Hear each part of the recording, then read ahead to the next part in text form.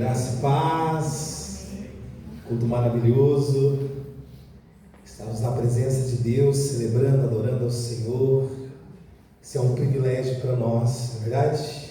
Uma igreja que tem a preocupação de cantar sobre Jesus, de falar sobre Jesus e entregar também os seus anseios, as suas dores, os seus problemas, àquele que pode todas as coisas. Amém?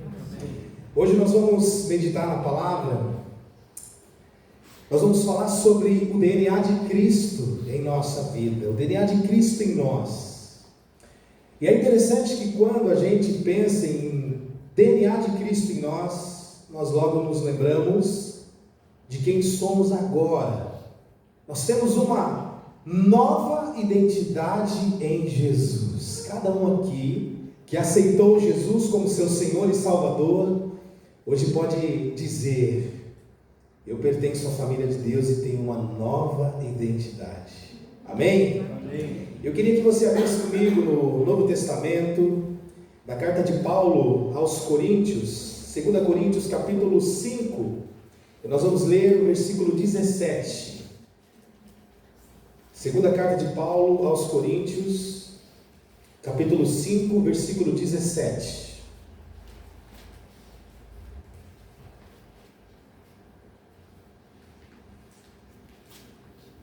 Amém? Fácil.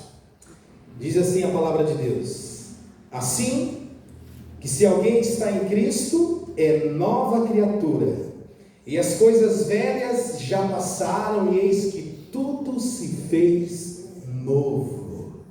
Louvado seja o nome do Senhor por isso. Amém. Mais uma vez: assim que se alguém está em Cristo, nova criatura é, e as coisas velhas já passaram, e eis que tudo se fez novo. Amém. E eu pergunto para você: tudo se fez novo na sua vida? Amém. Tudo se fez novo na sua casa, a partir do momento em que você aceitou Jesus como seu Senhor e Salvador? Amém. Será que Deus está fazendo coisas novas na sua vida diariamente? Você tem experimentado isso? O DNA de Cristo em nós gera exatamente isso, gera as características de Cristo em nossa vida. E eu ousei separar as palavras DNA, como a letra D de DNA, dependência de Deus. Todos nós somos dependentes de Deus. Todos nós dependemos de Deus para respirar, dependemos de Deus para sermos curados, dependemos de Deus para sermos salvos. Então, a palavra D representa aqui a dependência de Deus. Todos nós somos dependentes. E a palavra N de DNA representa aqui uma nova vida em Cristo, essa que Jesus está gerando no meu e no seu coração, porque agora nós pertencemos a Ele. E a palavra A representa o amor que transforma corações. É verdade que onde Jesus está, ou Ele chega, corações são transformados, vidas são transformadas para a honra e glória do nosso Senhor Jesus Cristo, do nosso Deus. E é interessante que quando nós recebemos essa nova vida, nós passamos a carregar o DNA de Cristo, e agora nós já não somos mais estranhos ou separados de Deus, como diz Efésios capítulo 2, versículo 19, que diz assim: assim já não sois estrangeiros e nem forasteiros, mas concidadãos dos santos e membros da família de Deus. Olha que coisa maravilhosa. Quando nós recebemos Jesus como nosso Senhor e Salvador, nós começamos a fazer parte da família de Deus. E essa família é grande, não é verdade? Se você for visitar uma igreja lá no Nordeste, você vai ser recebido pela família de Deus, a sua família. Somos todos irmãos e irmãs. E teve uma vez que eu fui visitar uma igreja, não era a igreja de Deus, E quando eu cheguei naquele lugar, eu fui muito bem recebido. E eu tive que compartilhar isso com aqueles irmãos. Eu disse, eu me senti como se estivesse em casa. Por que será isso? Porque eu estava junto com a família de Deus. Isso é maravilhoso, não é? Quando nós chegamos em algum lugar, mesmo não sendo a nossa igreja, mas nós nos sentimos acolhidos por fazer parte da família de Deus. Nós somos todos a família de Deus. E a família de Deus são grupos de pessoas que compartilham amor, compartilham cuidado, compartilham respeito e também compartilham apoio.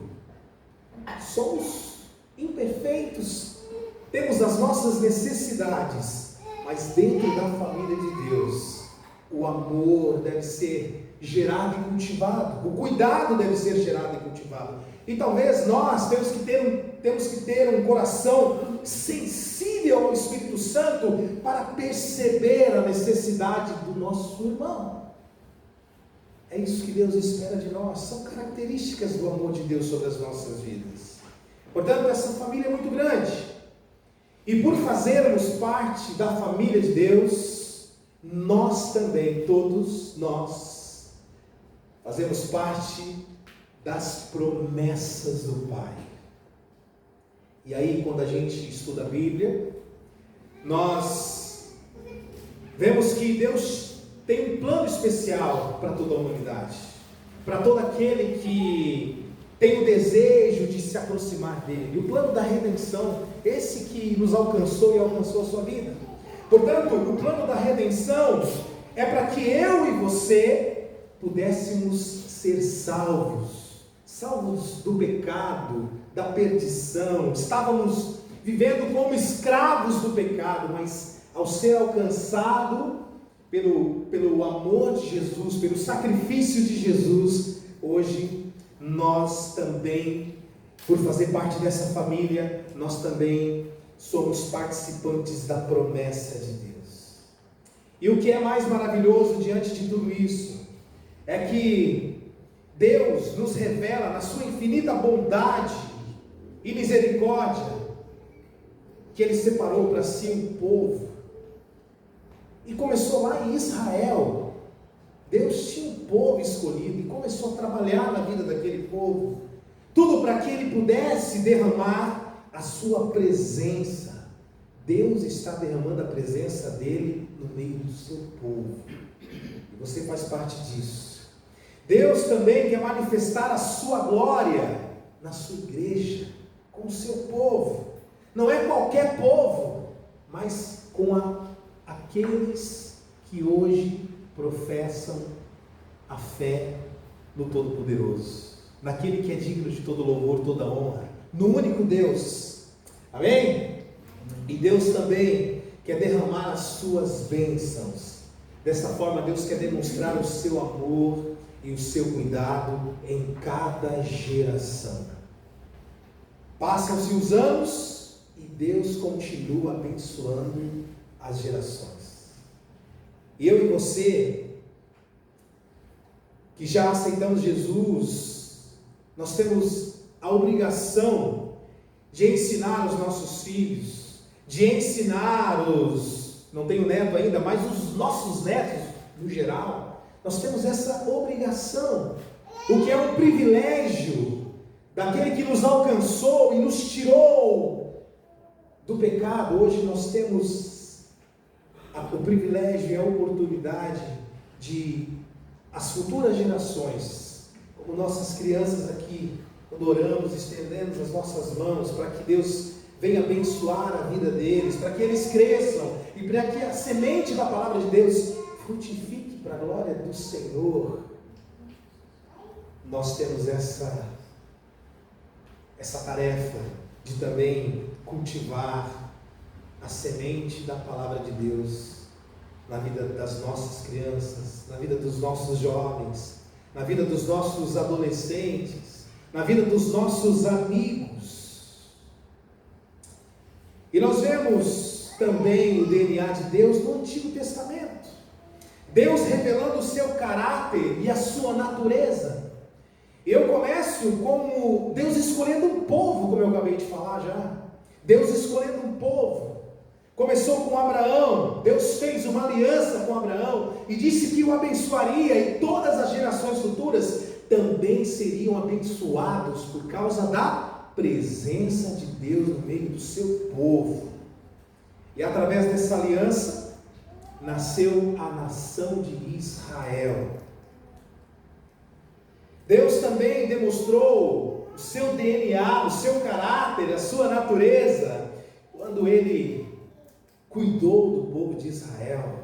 Ele tirou Israel da escravidão do Egito, trazendo libertação, sustentou o povo no deserto.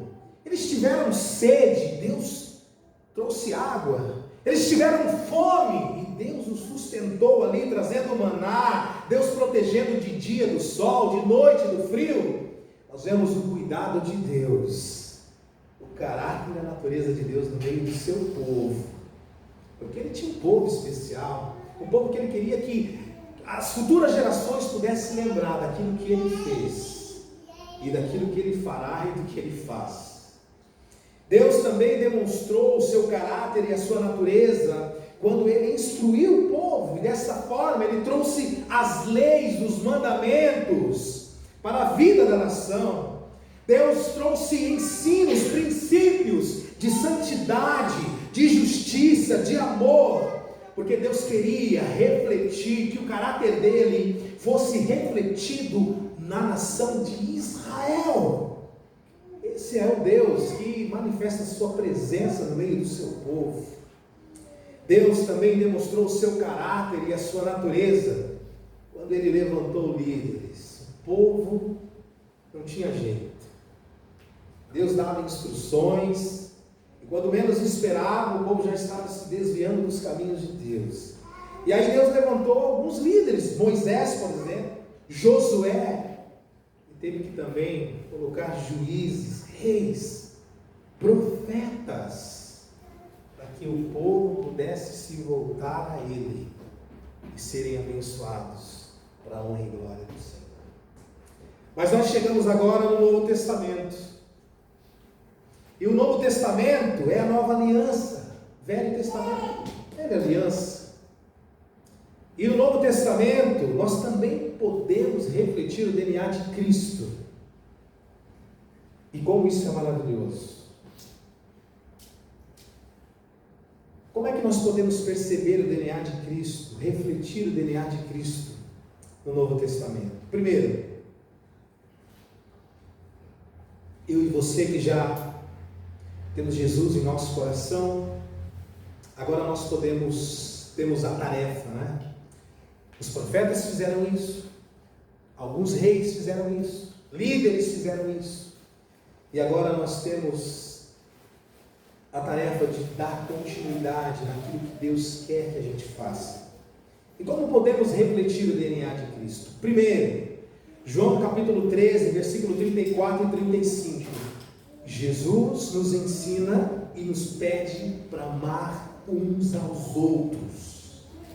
Então nós refletimos o DNA de Cristo, amando como Cristo amou. E é um desafio para todos nós, mas Deus está nos pedindo isso: amar como Ele nos amou. O amor é a principal marca de quem pertence a Cristo. Portanto, amar, até mesmo quando não recebemos amor em troca, revela o caráter de Jesus na nossa vida. Não sei se você verdadeiramente tem amado o seu semelhante, mas o que Deus está nos dizendo é: ame como eu também amei. Também refletimos o DNA de Cristo através do fruto do Espírito. Gálatas capítulo 5, 22 e 23. Quais são os frutos do Espírito? O amor, a alegria, a paz, a paciência, a longanimidade, a benignidade, a bondade em ação, a bondade, disposição de fazer o bem, fidelidade, mansidão, domínio próprio. Nós refletimos o caráter de Cristo em nossas vidas, como quando o fruto do Espírito é visível na minha vida e na sua vida. Nós também refletimos o DNA de Cristo quando nós servimos as pessoas. Nós refletimos o DNA de Cristo quando nós, com o coração cheio de gratidão, servimos a igreja. Servimos também a nossa família, o povo de Deus, a nossa família biológica. Nós também refletimos o DNA de Cristo. E servir é uma tarefa que precisa ser trabalhada em nós. Não é? Porque às vezes a gente, por exemplo, eu penso, por exemplo, em igreja, né? A gente chega, senta e celebra o Senhor e adoramos ao Senhor. Mas antes disso, muitas coisas aqui foram preparadas. E eu me alegro tanto em ver pessoas servindo, de verdade. Pessoas que não ganham, assim, não é remunerado, vamos dizer, né? Mas ainda assim se alegrem em estar aqui na frente do Senhor. Nós não conhecemos os bastidores, mas tem pessoas trabalhando. E o que Deus está esperando da minha vida e da sua vida é que você também possa servir, e servir para a glória dEle, para a honra dEle. Pois o próprio Filho do Homem, Marcos capítulo 10, versículo 45, não veio para ser servido, mas para servir. E a igreja de Deus tem, como memorial o lava-pés. Aquilo que Jesus fez, lavou os pés dos discípulos, serviu os necessitados. Portanto, quem possui o DNA de Cristo, vive para servir e serve com alegria, porque é para o Senhor. Amém? Nós também refletimos o DNA de Cristo quando nós perdoamos. Efésios 4, versículo 32 diz: perdoando-vos uns aos outros, como também Deus vos perdoou em Cristo. Tarefa difícil essa, perdoar. As pessoas nos machucam, as pessoas nos ferem, mas nós temos que ter um coração cheio de perdão, porque nós também fomos perdoados através do sacrifício do sangue de Jesus. Não porque merecíamos, não porque você merecia, não porque eu merecia, mas porque Deus, na sua infinita graça e misericórdia, alcançou o nosso coração e nos perdoou. Hoje somos salvos pela graça, e porque Jesus nos perdoou, Ele também nos ensina a perdoar. Ele também nos ensina a perdoar. E é interessante que o perdão, irmãos, ele quebra correntes. O perdão quebra barreiras, correntes de amargura. E o perdão, ele demonstra exatamente a graça que todos nós recebemos. Por mais difícil que seja, nós temos que perdoar aquele que talvez tenha nos ofendido. Nós também refletimos o DNA de Cristo, e nós vemos isso tanto no Velho Testamento como agora, Deus nos pedindo santidade, não é? Então nós refletimos o DNA de Cristo, vivendo em santidade. A igreja precisa viver em santidade. Aqueles que estão fora daqui, que ainda não entregaram a vida para Jesus, e não conhecem Jesus, e não têm um relacionamento com Jesus, como eu e você, precisa olhar para dentro da igreja e ver que essa igreja é uma igreja santa. Não somos perfeitos, mas é uma igreja que busca a santidade e que vive a santidade e reflete isso. A igreja de Deus Joinville, os irmãos lá são fiéis à palavra de Deus. Eles vivem em santidade, eles amam o Senhor de todo o coração. Isso com toda certeza. A igreja que busca viver a santidade, essa que nós vemos na palavra revelada, com toda certeza de alguma forma, vai mover o coração de alguém. Amém? Amém. Sede santos, porque eu sou santo. A nova identidade nos chama, portanto, a uma vida separada do pecado e totalmente dedicada ao Senhor. Não é só o pastor que tem que dedicar a sua vida ao Senhor. Não é só o ministro de louvor, o baterista, o baixista, aqueles que dão aula para as crianças. Não, toda a igreja precisa viver uma vida separada para o Senhor. Precisa viver para a glória de Deus, dedicada a Deus. E por último, nós refletimos o caráter de Cristo, sendo luz aonde Deus nos coloca. Amar, o fruto do Espírito precisa ser gerado em nós, servir, perdoar, viver em santidade e ser luz onde Deus nos coloca. E eu pergunto para você, onde Deus tem colocado você hoje para que você seja luz? Onde Deus tem colocado a sua vida? Às vezes a gente fica perguntando, Deus, eu quero fazer a tua vontade, eu quero que o Senhor me mostre aí algo que eu possa fazer para ti. Muitas vezes Deus já nos colocou em um lugar onde nós podemos ser luz e nós talvez estamos ignorando isso. Muitos lugares nós podemos ser luz e a palavra de Deus nos ensina que essa luz precisa ser vista diante dos homens. Essa que nós carregamos em nosso coração. E ser luz reflete muito naquilo que nós fazemos, nas nossas atitudes. Aquele que tem Jesus no coração, ele é luz, ou deveria ser luz. Mas ele não tem luz própria, essa luz vem de Jesus, por aquilo que Jesus já fez na nossa vida. E através daquilo que Jesus fez nas nossas vidas, as pessoas vão sendo abençoadas com a palavra que nós estamos transmitindo a elas. E através dessa palavra, as pessoas não vão nos seguir ou nos servir, não serão nossos discípulos. Nós a encaminhamos para Jesus.